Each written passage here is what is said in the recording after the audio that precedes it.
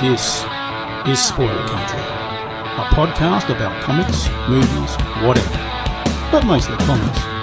Enjoy. Previously on Spoiler Country. This is the movie I've been waiting for all my life. This is the movie. This is a movie I would love in any situation, and it just happens to be animated. You know, so it's just like awesome. I was completely blown away. Hey, welcome back to Spoiler Country. I'm Kenric Regan. That's Johnny Horsley. And today we are talking Rose. I'm Johnny again. Why do you got to interrupt? Why you gotta call me Johnny John? Yeah, but you know, when I'm done talking, then interrupt. Okay, fine. Right Wait, in the middle of the introduction. If you're done, how can I interrupt? I wasn't done.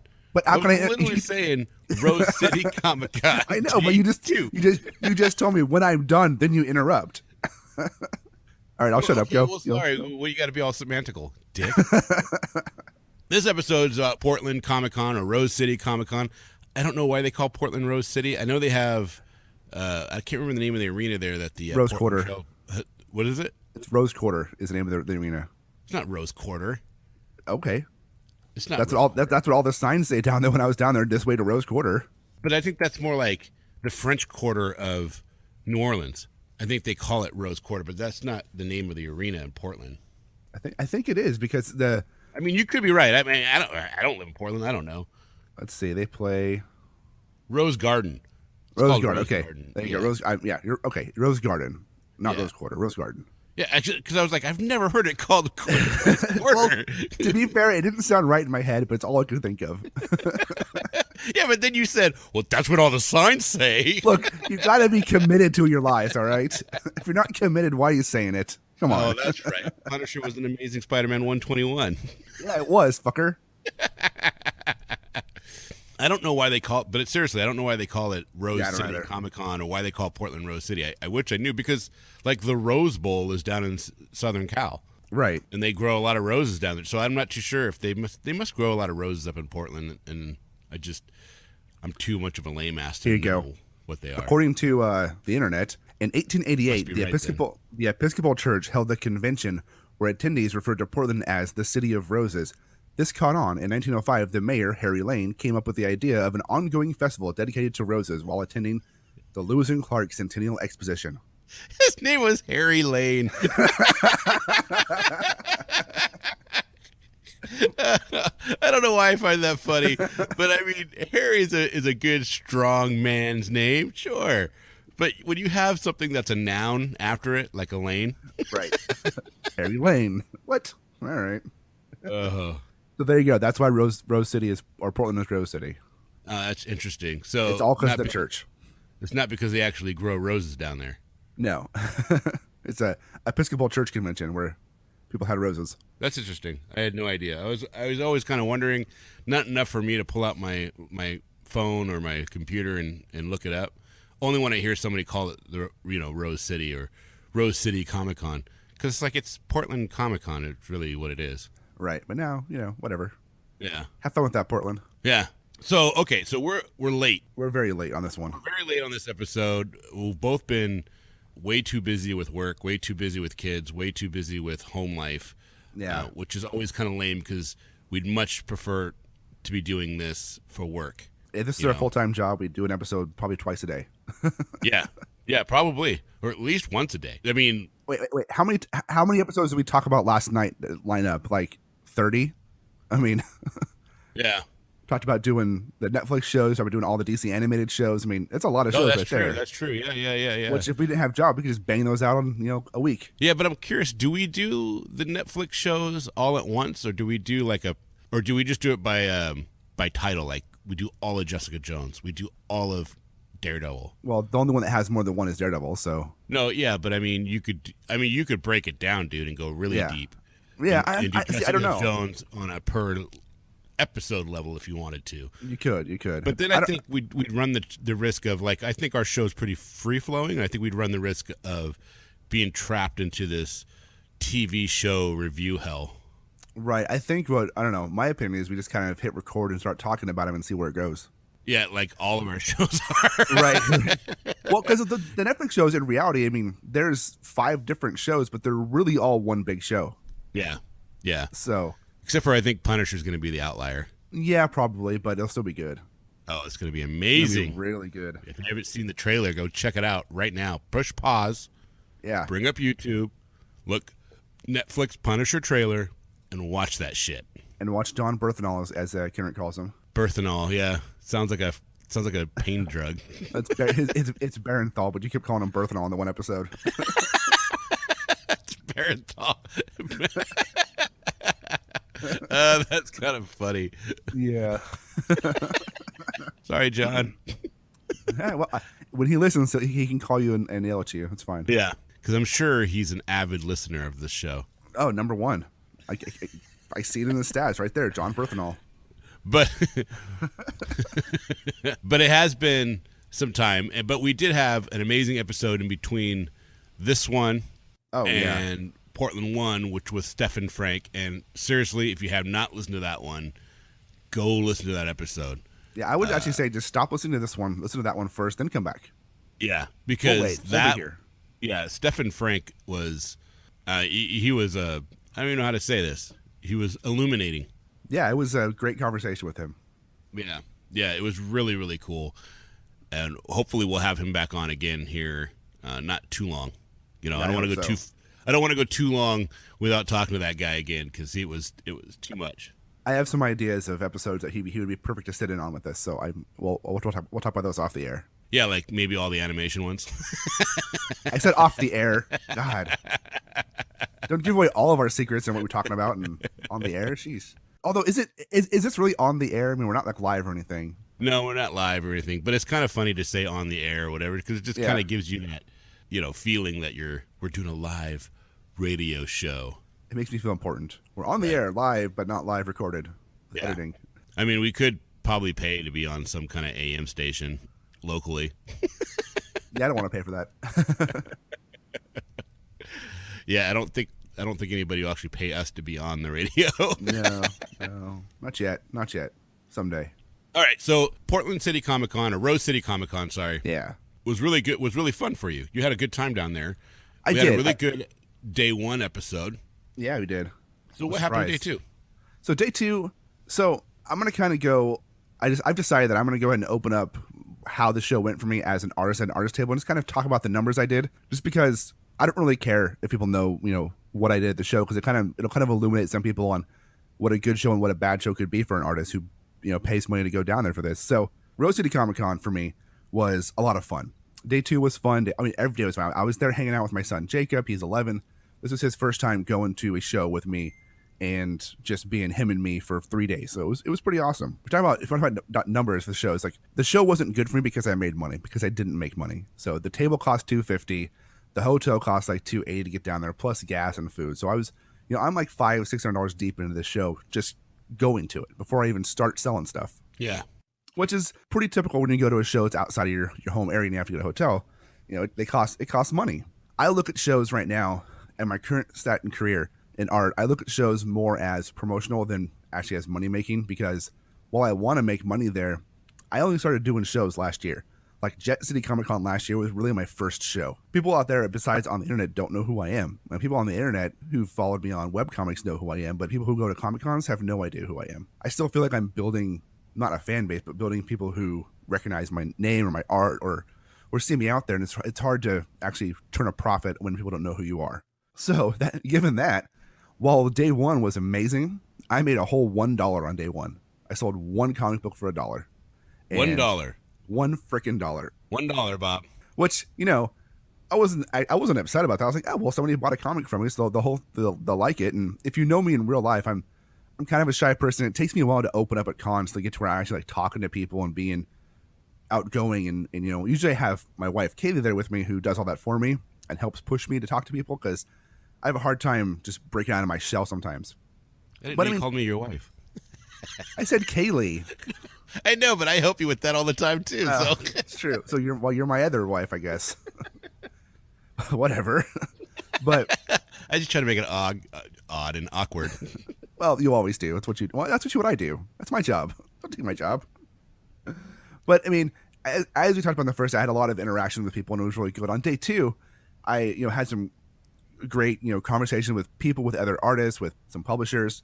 I ended up giving on day 2 there. I found out that the Goonies Society was there. They had a booth across the way, and they were selling all Goonies related stuff. And I was like, oh, one of the guys usually comes around every show and he'll pick up the new book that I have, or he buys art sometimes or a print. Every time I'm there, he's actually been in every show I've ever been at, which is awesome. He was like, hey, the Goonies Society is over here. I'm like, oh, that's cool. Hey, I asked him, hey, would you mind giving him this for me? Because I have I did up a print of a sloth, of a drawing that I did that says, hey, you guys, and it has him in the Superman shirt standing there. And so I gave it to him and said, hey, will you walk us over there and just give it to him for me? Because I was like, oh, well, might as well put this somewhere to some place who might like it. So he walks over there and he gives it to him. And I guess they were like, he told me, they were really appreciative of that. And they ended up giving him this giant slosh plushie to give back to me as a thank you, which was pretty cool. Also with that, they gave me all their content information about the Goonies 35th anniversary, which is going to happen in 2020. And they've invited me down to come down to be an artist at that show or at that celebration, which is pretty cool. Yeah, that sounds cool, man. So you're gonna go down and are you gonna do it? You're gonna? I think so. I mean, if I keep in touch with them and don't lose their card, and they contact me and be like, hey, because they have my information, and they told me that I would have talked to them and said, hey, thank you for the plushie. They're gonna frame up the print I gave them and put it in their office, which is pretty cool. And if they invite me down, I'll go down for it. It'll be fun. I'll probably have to drop some more Goonies artwork besides just the one, but that's fine. I like the movie enough, so that was cool. Yeah, there's rumors that they're gonna remake that movie, right? Yeah, don't do it. There's no need to remake that movie. Like, I'm so sick of remakes. See, I'm the exact opposite. I don't care. Well, I mean, seriously, I get why people get all bent out of shape over nostalgia, but that doesn't mean that you have to stop loving the original or the original above anything else. But there's a plethora of kids, because that story was amazing, and there's a plethora of kids that won't relate to what that one is because it's of our time. It's more specifically, I was 13 when it came out, or I was 12 when it came out, and so it was really geared towards me. You know what I mean? Right. And a 12-year-old today is not they won't relate to it like we did, because everything's different now. You have the internet, you have, they're connected like never before. People's relationship with their parents are different today than they were then. Right. One of the things you can look this up, you can actually do the research on this, and you tell me if I'm wrong. I won't. I believe that socially, we're living in an era where parents are better than ever before. They understand more of what it means to be around their kids and with their kids and making sure, because when I was growing up, man, parents were around, but they were always in a background almost. That's what it felt like. Right. And nowadays it feels like parents, of all the people I know, parents are more connected with what their kids are doing and being a part of what their kids are doing. I think that's been a slow progress. If you look at back several generations, it's slowly gone that way. Like our parents were better than their parents, who were better than their parents at that aspect of parenting. Yeah, I think it's real. I mean, I could be completely off base. Maybe it's just the people that I end up hanging out with now, with nowadays. Like me, great parents like me. That's right, man. Great parents like you. But I'm just saying, I mean, overall, it feels like that's actually the case. I could be completely off base. No, I'm not a sociologist. It sounds like what I would think as well if I was asked that question. So I believe you. I'm just saying that story, and even like Ghostbusters and all that kind of stuff. Those stories are so fun, and I thought they're so good. Updating them and making them fresh for today's audience it doesn't bother me. It doesn't bother me at all. Well, like, if you talk about Ghostbusters only bother me because there's no reason to reboot it. They could have easily just continued it, right? Yeah, but I guess. Who cares? Who cares? It's just. I mean, I'm just saying, for me, I don't really care. I really don't care. If you want to reboot a million things, if you want to go back from 1981 and start just rebooting Dreamscape and Buckaroo Banzai and RoboCop and just work your way through it. They did reboot. But by the way, did you watch the reboot of RoboCop? I have not. No. Oh my God, it was good. I mean, it really was, dude. They took it to a whole different level. It was much more about the aspects of what it meant for what he went through. Yeah. And the psychological effects of him being turned into this machine. It was crazy. I thought I loved it. I thought it was great. I thought they did a great job. Yeah, I've heard good things about it. I just haven't seen it. I mean, it's just it's completely different. Yeah. right? It's a completely different story. You can, Well, it's like that's like comparing Judge Dredd to Dredd, you know? yeah, Because like Judge Dredd was Sylvester Stallone was kind of a half-hearted comedy, and then Dredd was campy. And Dredd with Carl Urban was just fucking awesome and visceral. yeah, yeah. And this is gonna be sacrilegious talking about Judge Dredd, but the only thing I didn't like in the Carl Urban version was the helmet. Why? It was too bulbous. It's I don't mean that in a penis kind of way. I just mean it was just too, to me, the costume. It just didn't look right. It looked too big. Like you. That is no way is that thing going to be an actual helmet for combat. I see that. Kind of took me out of it. Yeah. There's an article about the movie Dredd, about how it's the most feminist superhero or quote unquote superhero or comic book movie that's come out yet. Have you seen that? No. It's written by this female. I can't remember her name, but pre she's or post Wonder Woman. Oh, very much before Wonder Woman. But talking about how I can't remember her name, but she's a journalist, and she's talking about how because of Judge Anderson and her role in the movie. Because really, if you watch that movie, the movie's about Judge Anderson, not about Judge Dredd, right? That's right. The way they portrayed Judge Anderson in that movie, it just talks about her role and the whole thing. It says that it's very pro equality and pro feminism in that movie because of how Judge Anderson is portrayed, and I'm like, oh, that makes a lot of sense. But that movie's just badass. I love that movie. Yeah, that movie is great. So I totally just took you out because you said Goonies and Goonies Society. Yeah. And you're gonna go do what's it called again? It's the 30th anniversary. I have the thing right here actually. I think it's the 30th or 35th anniversary of the movie coming out. Yeah, 35th. Yeah, it's the 35th anniversary celebration of the Goonies Day on June 7th in 2020. So it's quite a ways out, but they're planning it now. I have a funny story about the Goonies. Yeah, go for it. So the Goonies came out in '85, and I was 11. Actually, I was 10 because it came out the summer that I would have turned 11. Yeah. And I went. There's a kid down the street named Michael Turpey, and he was turning 11.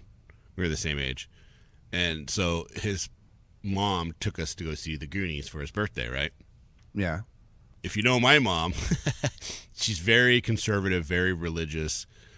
She's a very, very decent, very good lady. I mean, she gives people a million chances, and she's always one of the first people there to help you.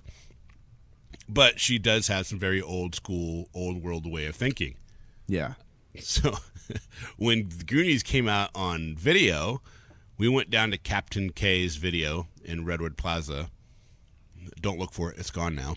You are such a name dropper on this show. You know that? Like, I'm not saying it's a bad thing. Well, it helps me remember the story. It helps me remember everything. I've noticed it's funny because you'll like tell these stories, name drop like places and people, and like they're only you and I know these places. And it's cool. It's just like I can't think of all the names when I'm telling stories. Like just like, oh, it's Captain K's video or this or yeah, Paperback Books Exchange. Yeah. It helps me remember the whole thing because. Yeah, I mean, because, I just remember, I don't know, I just remember it, so I say it, and it helps me remember the story more clearly as well. And plus, if somebody is listening that grew up in Kitsap County and is in their 40s or late 30s or early 50s, they'll be like, oh my God, I remember that. Right, no, it's great. It makes me laugh every time. Not laugh, it makes me chuckle. That's good. So, we went out to Captain K's video, which is in Redwood Plaza. Right. And we rented the on Riddell Way. Was it Riddell? Yep, it was on Riddell. Right? Yep. Is it Riddell or Riddell? What'd you call it? I grew up calling it Riddle Way because my grandpa his last name was Riddle, and he lived just down the way on Tracington. So I always called it Riddle Way, even though it's not spelled. I think it's Riddell Way, or I think it's Riddell. We always called it Riddell, and that's what all the people that I knew called it Riddell, but it could be Riddell. You know what I mean? Yeah. I don't know. It's Bremerton. I mean. I'm sure somebody got in a fist fight over it. So I'm sure somebody's fighting right now on it. No, Bremerton was a wonderful place for me to grow up, but it was before the meth onslaught. So I grew up. So I lived in Bremerton. I grew up in Silverdale mostly because my house I grew up in was in between Bremerton and Silverdale. So yeah, I could go to my driveway. I could turn right and go to Bremerton, or turn left and go to Silverdale. So I grew up mostly in Silverdale, but. Right. I did go to Bremerton because I was on a bowling league and we bowled in Bremerton, and I'd go to Bremerton for like the comic store or stuff like that. But for the most part, besides going to school at OC for college, I stayed out of Bremerton. Yeah. So you're in Silver City. Yeah. So So check this out, dude. So we rented The Goonies when it came out on video, like however long later, I don't remember. Right. And we bring it home, and my dad puts it in the VCR, and we're watching it, and it gets to the scene where Chunk breaks the statue of David, and the penis falls off. Oh, God. And he's trying to put it back on, and he puts it on upside down. My mom's like, "That's it. Turn this crap off." That's what got it off. Oh yeah, that's what turned it. Which is like the most innocuous part of the whole film, right? It's Right. nothing. It's nothing. It's just a joke. Nothing. Yeah, it's just a joke, and then the rest of the film is nothing like that at all. I don't think there's, And the thing is she that was in their heyday of my mom being very. She wouldn't say anything now. She's like, whatever. I mean. Yeah. Well, she's gone through a lot of stuff. She has. I've watched shit like that with her recently. In the last couple of years when I go over there. It has similar jokes in it, and it's not a big deal. Yeah, well, see, I love like cheesy monster flicks. Yeah. Like if I can watch giant insect shows or the one with the Frankenfish, all those cheesy sci-fi films. Yeah, those are really bad ones. I just love them. I just think they're fun. I mean, it's not that I like take them serious or anything like that. I just watch them and then I laugh and that's it. And we watched. They're fun for what they are. Yeah. Her and I watched Frankenfish. Nice. I said, every time a girl takes their clothes off, they're going to die first. Yep. And I went into the kitchen. He goes, "Oh, clothes are coming off." And I was like, I don't think I'd ever hear my mom say that. It was pretty funny. I watch, usually when I go over there, her and I will watch old Westerns or old British movies. Yeah, she loves the British humor, which is so funny because British humor can be just raunchy. I know, and so I'll watch those with her, and it's a good time. I love your mom. She's awesome. Yeah, she's a great lady. So, okay, sorry. So, Goonie Society, 35 years. Yeah, 2020 in June in Portland. I think it's is it Astoria? Is it Astoria? Wait, it's in 2020? Yeah, it's in 2020, so it's in 3 years. Oh. I'm thinking it's like in a couple months. Nope. In 3 years, in 2020, in Astoria. You gonna remember to do that? I mean, go back and listen to Portland Day 2 and go, "Oh yeah, I got to go to this thing." No, I've got a thing on I've got a flyer for it. I've got a reminder on my calendar about it. Oh, on your phone? Yeah.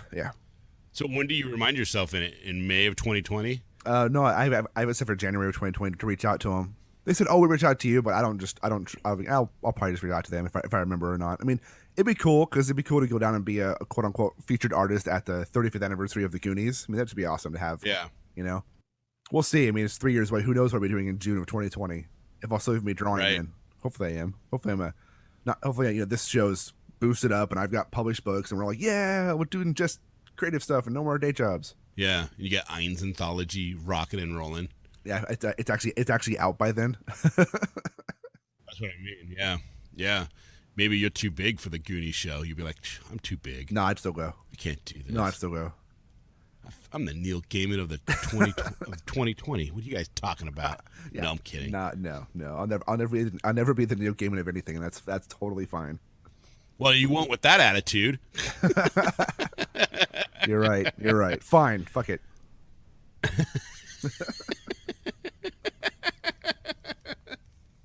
Oh my God. Okay, so day 2 of the show. And I apologize for people listening right now. I have a little bit of a cold, so my voice probably sounds a little congested. I'll try to enunciate my words better and slow down, because if I talk too fast, it's going to sound like a blur of snot. Day 2 of the con. That's a lovely description. I wanted to be descriptive, so I like it to be right in your face. So day 2 of the con was good. I had talked to the Goonies people. I had a lot of good interaction with fans. The one thing I noticed, and I mentioned I think I mentioned on day 1, but the one thing I noticed, and I was talking with Stuart there about this too, is even though I didn't sell a lot of stuff, like day 2, I made $3. Woo! I sold a couple of, I made $10. I sold a couple of books and stuff in print, I think, or something like that. I don't remember. Everybody who walked by my table would look at my art and look at the banners I had. I'm like, "Oh, those are amazing." They'd stop and they'd talk about the art. They talk about the Goonies print. They talk about the Iron Giant one and the Supergirl and the Princess Leia one I did. And I'm like, "Oh, these are really amazing. These are awesome." I'm like, "Oh, thank you." And we talk about it, and then oh, okay, thank you. And then they'd walk away. So I was like, okay, well, at least people are stopping to appreciate the art that I've done. I mean, I wish they would buy something, but they're just, everybody who walked by was like, "Oh, this is amazing stuff." I'm like, "Oh, that's something, right?" On day 1, the artist I mentioned on the first episode, Clayton Holyfield, and I decided to do a little jam piece together. We took a sketch cover of Thanos Rising, and I had him draw on it, and then I colored it. Day 2, he's over there, he's working on it, and he finishes it with like an hour or two left of day 2, just like the inks and stuff of this Thanos drawing, which I'll post in this. It'll be in this description. You'll see it on the website. And I decided to do that little thing back and forth, and we're talking, and I can't remember if we did in day 1 or day 2, but I gave him one of each of one of my books of my comics, and he gave me a set of his comics to read, which look really good. They're if I remember right, he said they are about a guy who is a magician. I think he's a magician who is also a chef, and he uses magic to make food or something like that. It's a comedy book. It looks funny. He has 4 books out, and he gave me all 4 of them, so I'm excited to read those. And they are called, what are they called? Sanguine. That's what it is. Sanguine.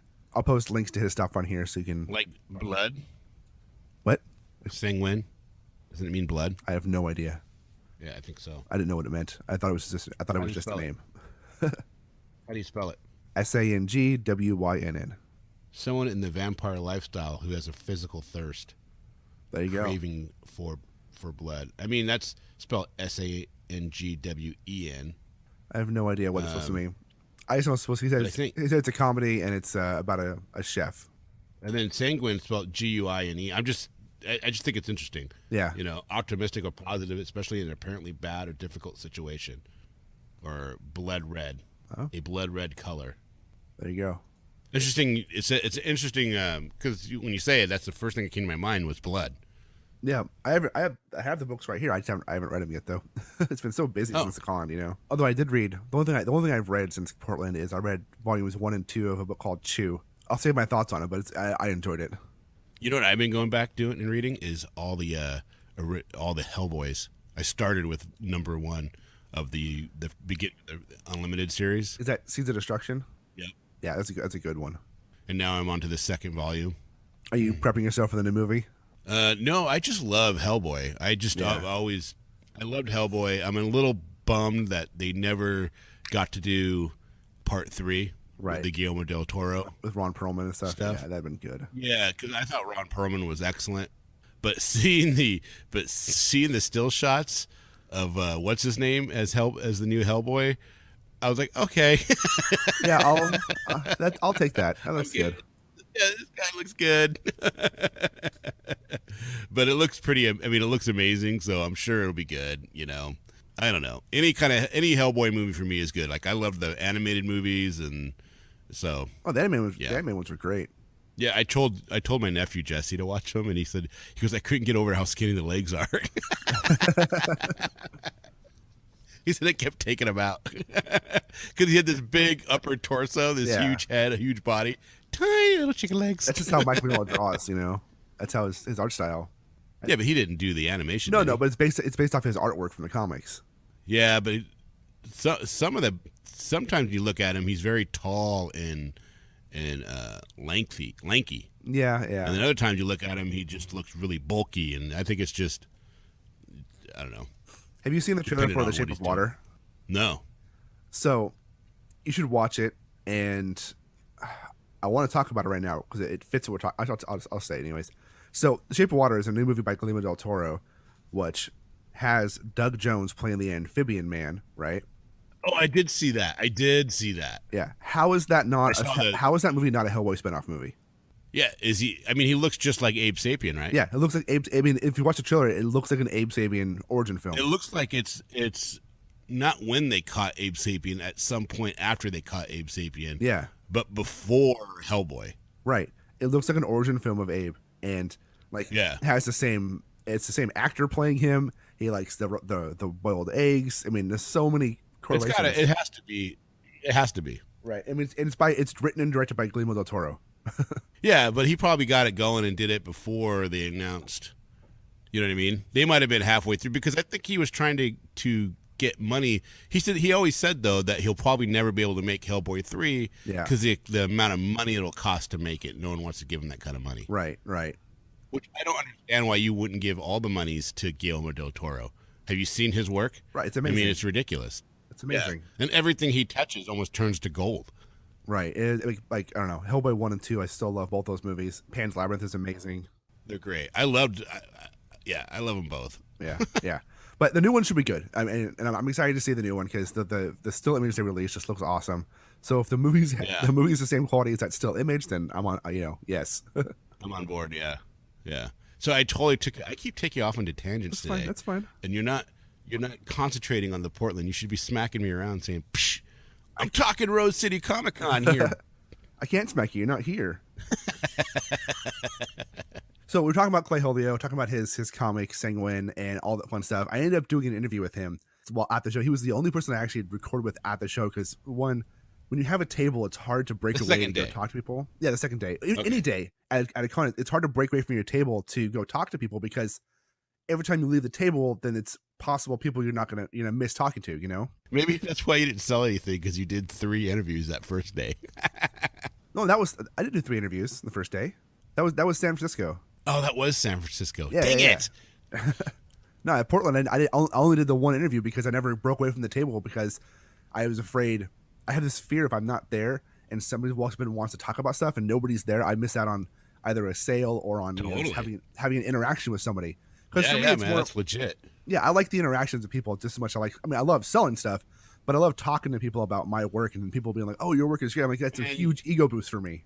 Yeah, but you want to make the monies. I do want to make money. I mean, ultimately, I want to make some money, eventually. Yeah. But I mean, I've made money. I've made money at shows before. This was actually my worst show ever, as far as money making goes. But it was not my worst show ever as far as my interactions and things that are going to come out of that show, which I'll get to. Right. But anyway, so you did an interview. What's his name? Clayton Holyfield. Clayton Holyfield. Yep, and he's on it. If you want to look him up, go to Instagram and just look for Clay Holio, and you'll see all of his stuff there. Who's the only person I actually got to interview because he was sitting across from me. He's the one I talked about in the first Rose City one about how all of a sudden he walks over and he's like, "Hey, I followed you on Instagram." And I was like, "Oh shit, we do. We follow each other." So we got talking that way. So I ended up going over and talking to him and micing us both up. We talked for about 5 minutes or so about his stuff and about the show in general and other stuff. So let's go ahead and pause here. And let's listen to that real quick. Did you? Well, I always bring a folding chair to the shows. Oh, yeah. Because I don't know what kind they're going to have. Right, they always never know if they're going to be crappy or terrible or not. Yeah, so it's just like, whatever, I'm going to Lowe's and $20 later. Right. The chairs here aren't too bad, though. No, they're okay. They're okay. We're recording, by the way. Okay. Yeah. Well, I mean, the chair discussion is important. It is. Everybody needs to know how good or bad the chairs are. Yeah. Right? So if you're going to get a table at a con, you have to know whether you'd be hurting your back or not. Yeah. I had one where my legs fell asleep for 2 days straight. I've had the ones where I just didn't sit down. Oh, yeah. I was like, nope, I can't do it. I just stood up for 2 days.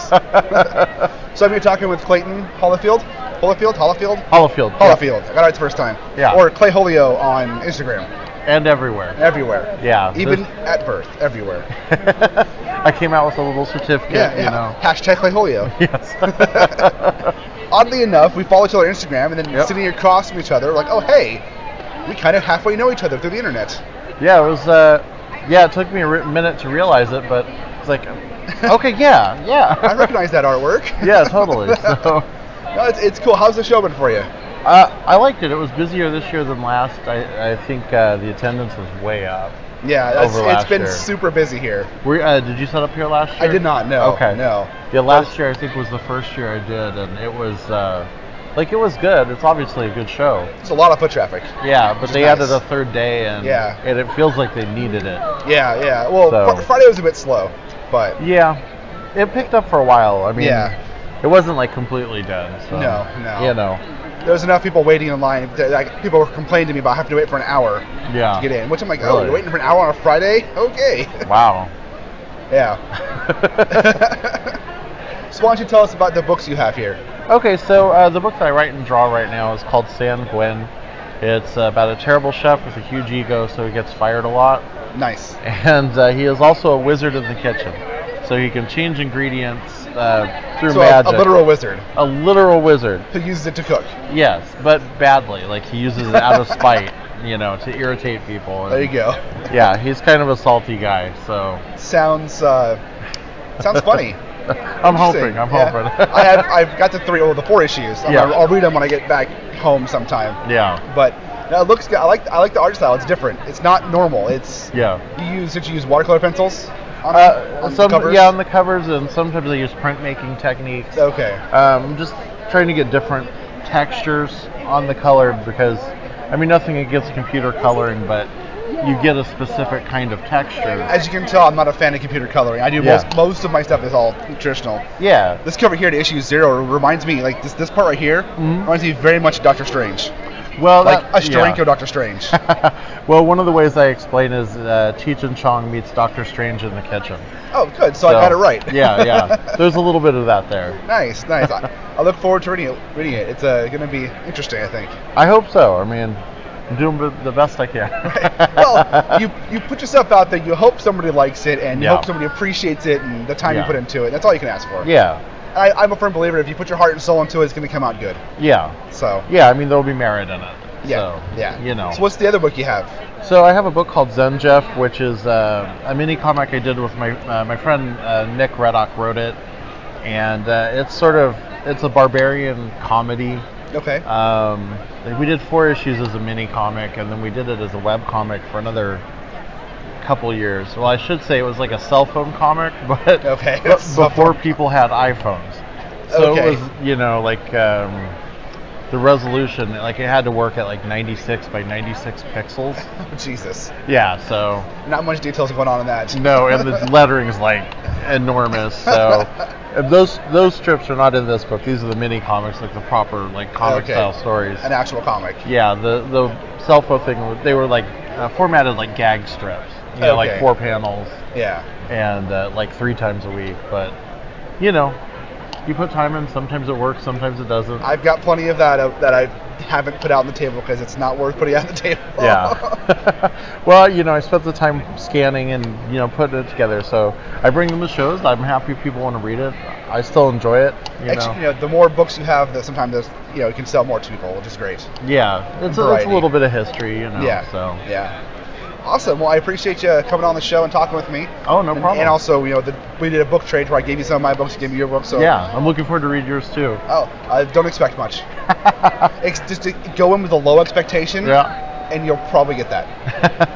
Anything more than that, I'll be happy with. Yeah. Well, a couple laughs, I'll be good. I mean, you'll laugh at least once. Yeah. But the audacity of me wanting to print these books. I talk so down on my books; they're really not that bad.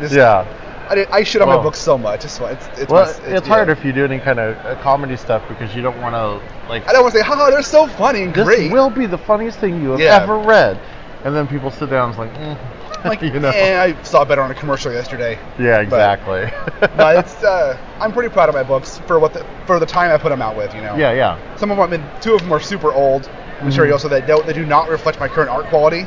Yeah. But I hope the jokes still stand up a little bit. Yeah, sure. So, hopefully. Makes sense, Yeah, and hopefully we'll have you come back on the show sometime and actually do a full show. Yeah, that'd be great. It's more than just 5 minutes. Yeah, well, you got to sneak in a few minutes at the con, and it's good. It has some time, so yeah. Right, thank you, appreciate it. No problem. Well, he seems like a good guy.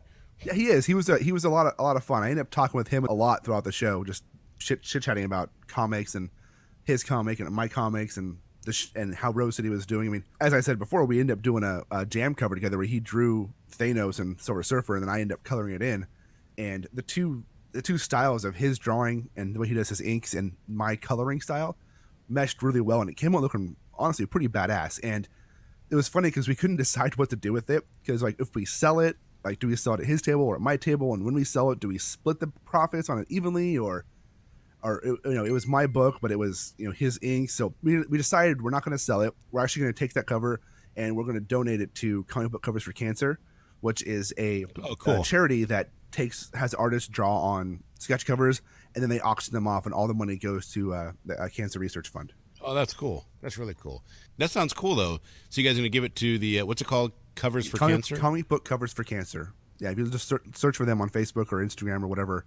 Yeah, I've actually donated a cover. I donated a Batman and Robin cover before that I did, and every now and then I'll donate a cover to it because it's a great cause. He auctions them off, and then money goes to charity. So I'm happy with that. Yeah, that's really cool. I like that. So that was, when did you do the interview? Was that day 2? The interview was actually day 3. Day 3. It was towards the end of day 3, which is the only time I could actually get over there to do it and sit away from my table for that long a time and be comfortable with it. Because I was like, well, it's end of day. I'll go ahead and do it now. I mean, it was good. He's the one that he drew that little, I don't know who it was, but my ego in me said, that looks just like me.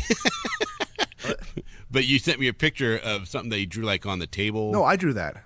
Yeah, you drew that. I thought he drew it. No. I drew that on the table. I drew the whole thing. I was just sitting there on day 3, and I was just sketching. I was like, I was just sketching on the placemat or the tablecloth for the table, and I. Oh, see, you were thinking about me because that thing did look a lot like. I didn't me. have a beard. It was shaven. It was clean shaven. Yeah, but it had your electric fire eyes. That's right, because I'm electric, like fire. Yeah. So actually, that was funny. That little drawing I was tearing down on day 3, and Stuart, the guy who always finds me at shows, and he's a great guy. I love him. I was like, he's like, oh, that's cool. I'm like, yeah, I don't know what to do with it. I mean, I was just gonna leave it. I was gonna leave it. He's like, oh, he's gonna leave. I'm like, I don't know. Do you want it? He's like, yeah, I'll take free art. So I cut it out and gave it to him. Oh, that's funny. That's cool.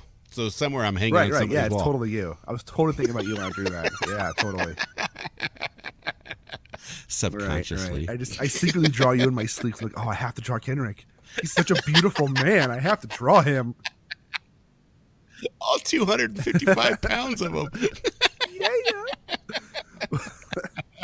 But actually, what was cool. Actually, so bringing up that drawing, I actually learned something while drawing that, because I just recently switched over my markers from Iron Lax and Winsor Newtons over to Copic, which Copic is like. I have no idea. That's all. Right. Well, basically, if anybody who knows anything in the art world as far as comics go, Copic is like the standard to draw with. They're more expensive. Okay. They're refillable. They're really nice markers. So I just switched over to them because they're expensive. I mean, they run anywhere from $5 to $9 per marker, which is expensive. And you can buy Iron Lax for $3.50, and you can buy Winsor Newtons for about $4. But if you buy Copics, or I don't know if it's Copic or Copic, it's Copic. So however you want to pronounce that word, I always say Copics.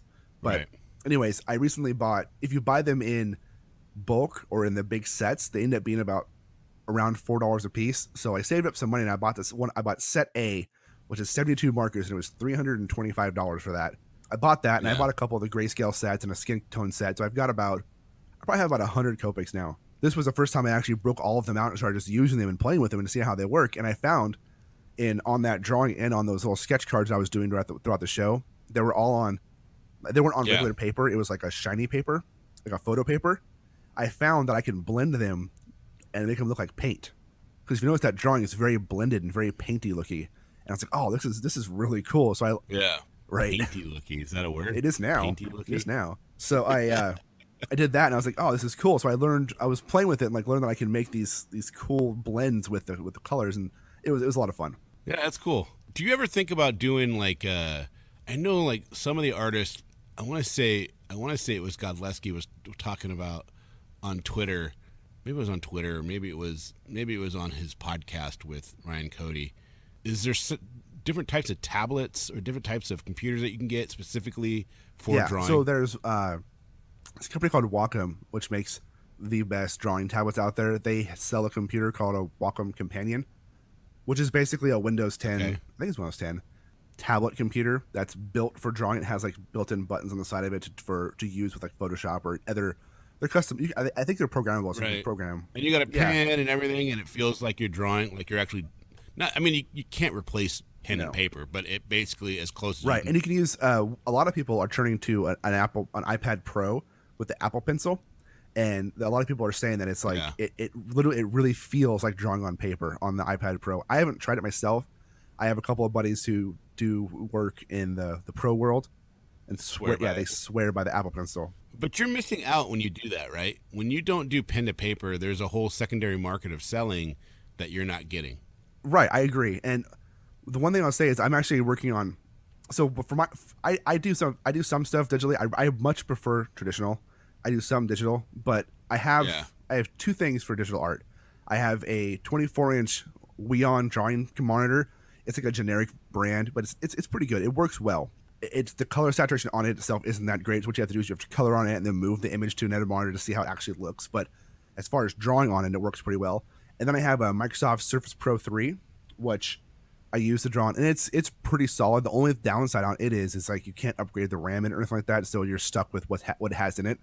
And I wish it had 4 times the amount of RAM to hold this files open, because you'll be drawing and find all of a sudden it'll hiccup, it'll freeze for a second, and then won't draw something for a second, and then it'll come back, which is annoying. But it works well, and it was in my price range. I think if I push further in digital art, I'll probably go with the iPad Pro with an Apple Pencil over the Wacom tablet, I think, because it's a cheaper cost to get in. Because the Wacom tablets are like around $2,000. The Apple Pad Pros are a lot cheaper. So, it's easier that way. It's just interesting to see how that is and how they're using the medium. Yeah. I mean, there's some amazing things you can do digitally that I'm still learning about. I'm almost 95% traditional artwork with my stuff. Yeah, that's cool. Yeah, it is. It's very cool. So Portland Comic-Con, success, yay or nay? Success for contacts and people I met and learning more about the industry. Failure for actually trying to make money. Because at the end of the show, I made a grand total of $65 over 3 days. Yeah. Would you go back as a professional, or would you rather go back as a customer? As a customer, it'd be a great show because there was tons of comic book tables there. There was tons of awesome stuff to go see that I didn't go see. I had Jacob there who was walking around taking pictures and showing me stuff, and there was so much cool stuff there that I never got to get up and go see. Like they had a giant robot, like it was like 40 feet long, laying down like it was had been decommissioned, that kids could go and run around and play on. They had couches set up with classic gaming systems for you to sit and play like Nintendos and Ataris, just sit and play on old TVs and stuff. So there was a lot of cool stuff there.